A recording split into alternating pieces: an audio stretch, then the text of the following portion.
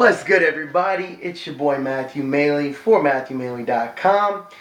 Well, very sad to say, but the regular season of the NFL is officially over. And while it's exciting for the playoffs, it's always kind of sad because it's another bad year of the Cardinals.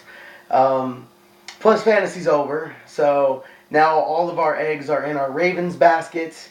And after the last few weeks and the way they've been kind of limping into the playoffs, I'm a little worried about it, to be quite honest.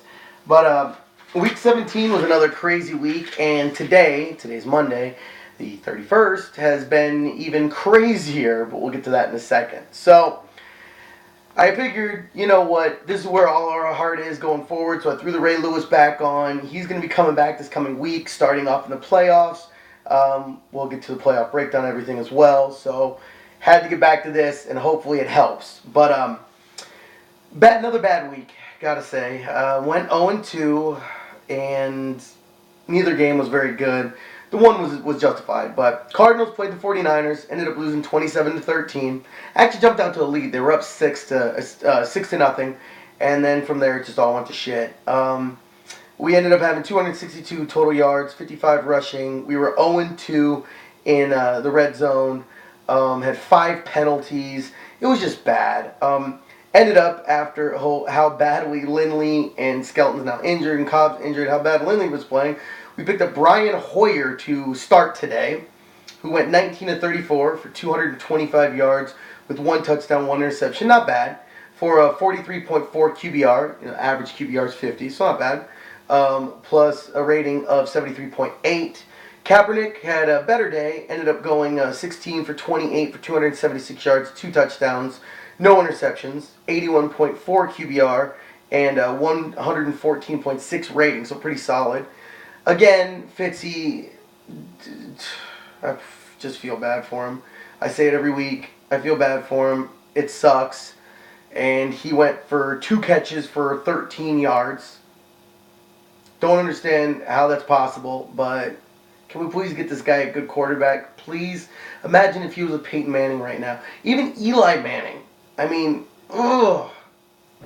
I'm saying, it hurts me, honestly. I will say Michael Floyd had a pretty good game. Ended up going 8 for 166 with a touchdown. Andre Roberts went 3 for 18. William Powell had 14 rushes for 52 yards. That was pretty much all of our offense. Michael Crabtree for the 49ers actually had a really good game. He went and got 8 catches for 172 yards and 2 touchdowns. Randy Moss has been a typical Randy Moss all season with 2 for 28. Frank Gore had 20 carries for 68 yards and a touchdown. And LaMichael James had 7 carries for 49 yards. I like LaMichael James, liked him at Oregon, so good for him. Then we go to the Ravens loss, which, understandable. We rested our starter pretty much the entire game. I think everybody came out and played 1 series because I know Flacco had 1 series. I believe Ray Rice had 1 series, so everybody played pretty much the minimum. But Taylor actually got this played other than 1 series for Flacco and went 15 for 25 with 149 yards and interception, 46 QBR, 60.2 rating. When you look at the overall, it's ridiculous that we lost. The biggest thing was the penalties. We had 23 first downs to 9 of the Bengals, had 83 total plays to 49 of the Bengals, 352 yards to 189 total yards to the Bengals, 206 rushing to 47 rushing to the Bengals, 35.39 minutes to 24.21 minutes to the Bengals. But the biggest thing, we had 10 penalties. And there were penalties at times that we couldn't have them. And it was just ugly. It ended up 23-17. Bengals won, which I'm not horrible about because, like I said, we rested our starters so I can deal with that. But this is a game that we could have and should have won. And now if it somehow comes back to bite them in the ass and the Bengals beat us in the playoffs, it falls to this. Like, we made this mistake. Dalton only went 10 for 15 for 78 yards and a touchdown, a 33.2 QBR and 101.5 rating. I do want to give a shout out to Vontaze Burfict. He was an ASU player who has had tons of issues, ended up not getting drafted if I'm not mistaken. I mean, he's been a problem child ever since the beginning. My boy Trayvon actually mentored him a little bit, but wanted well, I don't know if it was mentoring or class help or something. They were cool with each other. I know that. Um, but I do want to give him a shout out. He had 18 tackles yesterday. 10 of them were solo tackles. Pretty solid. And good to see him, doing well on a team. Got picked up by the Bengals, which if this was 10 years ago or 5 years ago, even that would make sense because the Bengals had everybody who'd been to jail. But they've toned it down a little bit now. And then we get to the rest of the week. So I went 0-2 for both of my teams.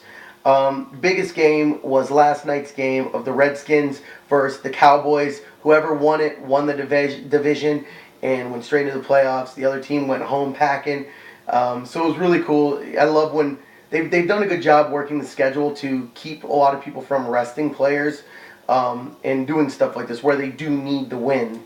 And really, you got to give a huge shout out to Alfred Morris. He's not going to win the Rookie of the Year, though he truly has some argument for it just based on what he's been putting up.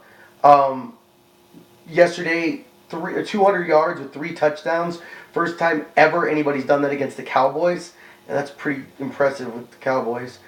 The rest of the games, the Bucks still make no sense. They beat the Falcons, and the Falcons actually play their starters for most of the game. I don't understand the Bucks. They do not make any sense. I like Greg Schiano. I want them to do well, but they make no sense at all. Do not get them.